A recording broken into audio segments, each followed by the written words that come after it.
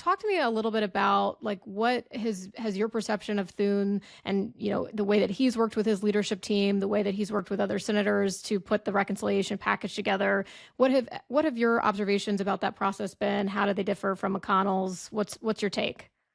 Yeah, it couldn't be more different than McConnell. McConnell used to tell people what was on the floor the next day. They'd get an email. That's how they found out.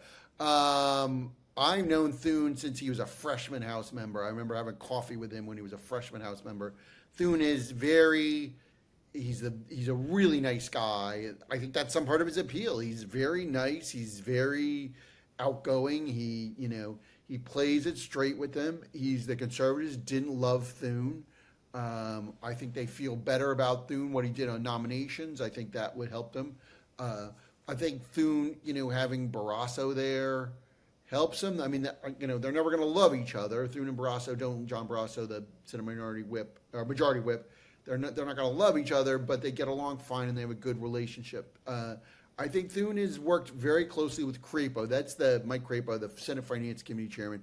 That's the relationship to me that's been really interesting. Crapo was so long a McConnell guy. He was one of McConnell's best friends in the Senate, probably best friends in life. And Thune has been able to mesh pretty closely with Crapo and the Finance Committee staff, and they've done a good job on that. So I think Thune is the other thing I think that's very, very important here is Thune has aligned himself so closely with Trump. He doesn't take one step without the White House, without Trump knowing what he's doing. He talks to Susan Wiles all the time, talks to Miller all the time, Stephen Miller all the time.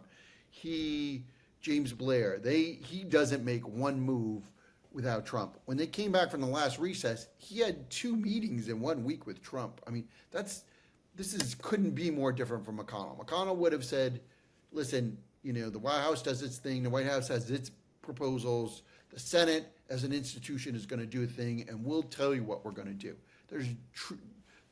Thune is completely different. He's like, let's do what what the White House wants us to do as much as we can within the Senate rules and within our votes. And he has aligned himself. He hasn't taken one step away from Trump at all. And I think he'll continue to do that.